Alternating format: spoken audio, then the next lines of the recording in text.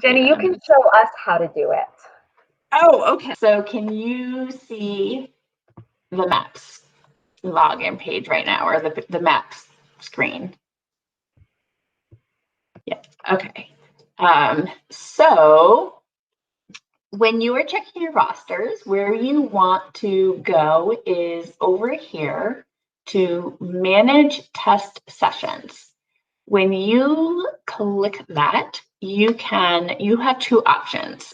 I don't have a classroom, so my class option is not here, but all you will need to do is click test my class, and then a list of all your students will pop up, and you want to check that to make sure they're all there. If you are, let's say, an interventionist, or you just want to find a small group of students, all you need to do is click Find Students to Test, click the school that you're at. Let's just go with this, and pick the grade and the instructor. And then you can search, and you'll get all the names for that grade. Just again, when you go to manage test sessions, if you have a classroom, you'll do test my class and to check all the students' names. And if you don't have a classroom, then you just do find students, and you can look for them by name, by grade, or by teacher. If you're in middle and high school, you may have more than one class, and you would have to select the class you want to test from another drop-down menu. Or you can select all classes and pick students you want to test in your test session. Perfect. Thanks for adding that, Al. I wish I had the option to show you guys that, because it would be so much more beneficial, but that's basically all you're going to do to check your roster. And the other piece that I think is worth mentioning is if you have students that are missing on your roster, then you should reach out to either, if you have interventionists in your building, they can fix that for you. If your high school is probably the guidance counselors, but whoever the admin person for MAPS is in your building is who you want to reach out to. And if none of that works, then you can reach out to the coaches, and we can help you out. If there's an extra student in your class that doesn't belong there anymore, we can take them out as well. But that's basically it as far as checking your roster and making sure that you're all set. I'm wondering if it would be worth, since we have some time, to go through and set up a test session and show you what that would look like. Yeah, okay. Okay, so when I do find students to test, I will show you actually that you could do a whole bunch of different ones at the same time. So let's say I'm maybe an interventionist, or I'm just somebody that's pulling a bunch of students who need to do makeups or something. So I have a fourth grader that I need to test. Oh, okay, yeah, that works too. And I'm going to just search the list. You can put their last name in, or you can search the list. Maybe I have two of them. So I'm going to uncheck the all box, and then I'm just going to choose the two students that I need to test and add students. And then maybe there is a first grader that I need to test. And I'm going to uncheck all, and then just find the first grader that I need to test and do add students. So that's my group. Those are my students that I'm going to be testing. So we have a couple of options. I can test them right now, or I can save the session. And we're going to save the session. The first thing I'm going to do is this student is going to be taking the Reading 2 to 5 test. So I'm going to select that and assign. This student is our first grader, so she's going to take the math K to 2. And this student is taking, let's say, the language, just to show you. Oops, those are screenings. Growth language 2 to 12. So even though these 3 students are different grades taking different tests, I can still test them in the same test session. Now, let's just say all 3 of these students have already started the test with a different person giving them the test. That's okay, because it saves all of their personal information, exactly what number they are on their test, and it's going to start them right at that same spot.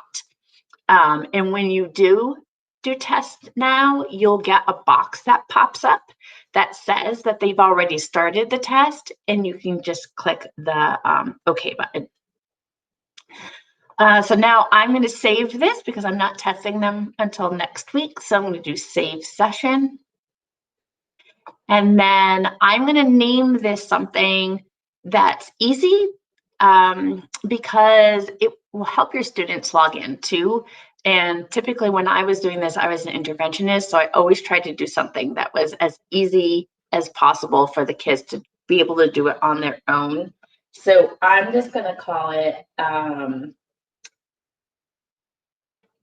Pulte 1. And then all lowercase, no spaces. That makes it so much easier. And then I'm going to do save and exit. And my test session is saved. Well, wait a second, there's nothing down here. So where'd my test session go? So you click save test sessions, and now you can see where that test session is. So just always remember that. This is always hiding automatically by default. So you just need to hit show, and then it'll show you your test sessions. One of my biggest recommendations is to go ahead and do all your test sessions ahead of time. Because it's so much easier to put in their accommodations. It's so much easier to get what test they're taking way easy. Let's see if there's anything else I could think of. So just when I log back in again, and I'm going to click manage test sessions, this is where it's going to take me to. I click and find my test session. Do you guys have any questions? You couldn't see me raise my hand. Oh, I'm so sorry. Okay, so you created a test session. You created it for yourself to administer, correct? Mm-hmm. How would you create a test session for me to administer? Oh, guess what? I did that too. So all you need to know is to go find Pulte 1. So where it says test session name right here, you're going to type in Pulte 1, and you'll be able to administer that test. Awesome. So if I get COVID and I'm out and you're covering for me, we're A-okay. Great question. So suppose I've created a test session and the morning comes and I start my test session and I forgot a student. Can I add that student while I'm still running a test session? Yes, you can. That is a great question. Okay, so I'm going to do, go right ahead and do test now. And what it's going to do is it's going to say that it's waiting for these students. So once they come in, you'll confirm them. And oh shoot, I forgot a student. So I can go ahead and, oh, you're testing me, Al. I got to remember. Oh, add student right here. So add student. And then we will say that there was a 5th grader I forgot. So we're going to go find that 5th grader. And here she is. And then add student. Now, when that happens, she will be added. So now I'm going to save and return to my test session. but I didn't assign her a test yet. So I'm going to have to click her name, assign test, and then find the test that I want her to take and do assign. By assigning the test to them, when they log in, then they're only going to have that option. If you forget to add the assignment, what test they're going to be taking, it's not the end of the world. It's just they have that whole giant list to choose from, and it makes it a little less independent for them. But see, there we are. Now I'm waiting for her.